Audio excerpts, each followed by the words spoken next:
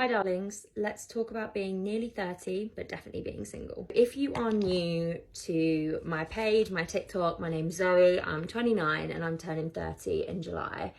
And I am single. I have been single now for 3 years.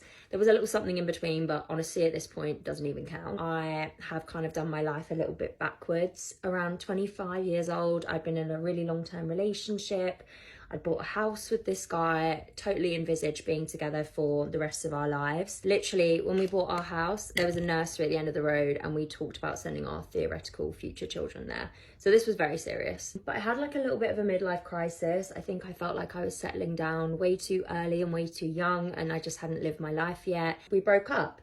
So I did have another relationship after that was very toxic and emotionally abusive. That's another story for another day. We now are where we are now, which is pretty much 3 years single and approaching 30 this summer. Am I a little bit broken?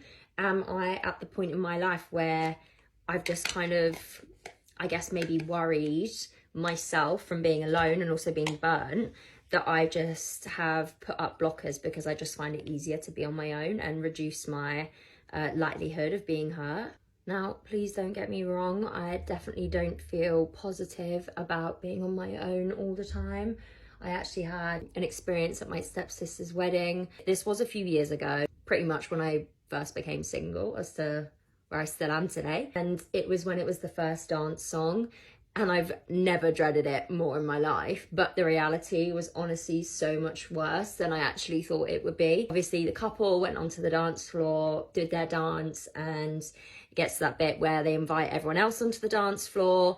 And I'm not even joking, I looked around and every single person was in a couple and it was just me stood at the side. I was actually with like a little kid who was like a cousin of someone else in the family. And she was stood next to me kind of right at the beginning. And I was like, oh, like, let's go and dance together. Like she was like 4 or something.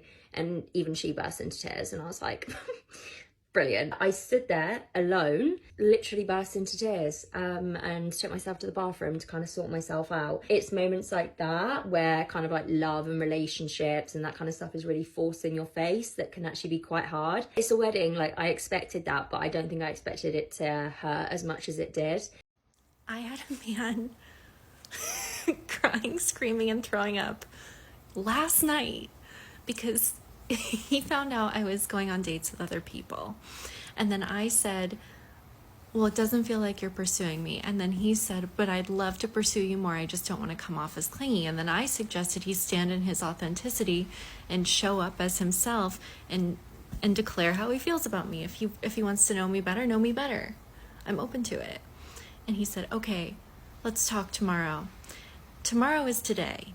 I haven't heard from him, and honestly, I'm so detached from dating now, so I'm just like going about my biz. I get a 2-minute voice note from him letting me know that actually he's not ready for a relationship, and he has to date casually right now. I don't give a shit, but do you see like how sometimes I feel like men have brain damage? This is hilarious and a common theme amongst modern women. She had a great guy, bought a house with him and was thinking about having children with him. But she broke up with him because she wanted to explore other options and ride the carousel instead. After that, she has only met guys who treated her badly. She rejected the good guy for a bad guy, and now she is paying the price for it. Well, it's her own fault. This is the type of life women create for themselves, a life where they really want a relationship, but pushed away the good guys to be alone and cry at weddings. They either destroy the good relationships they have in order to get dug out by Chad and Tyrone, or they spend hours complaining on TikTok, wondering where all the good men have gone. I really hope the first great guy she dated moved on to find a great woman who actually appreciates him. Me too, bro, me too. The fact he was angry when he found out she was seeing other people proved he was trying to take her seriously for a relationship. After he found out she belonged to the streets, she tried to suggest he should try harder. Good for him for deciding to walk away from her. He came to his senses. Good for him.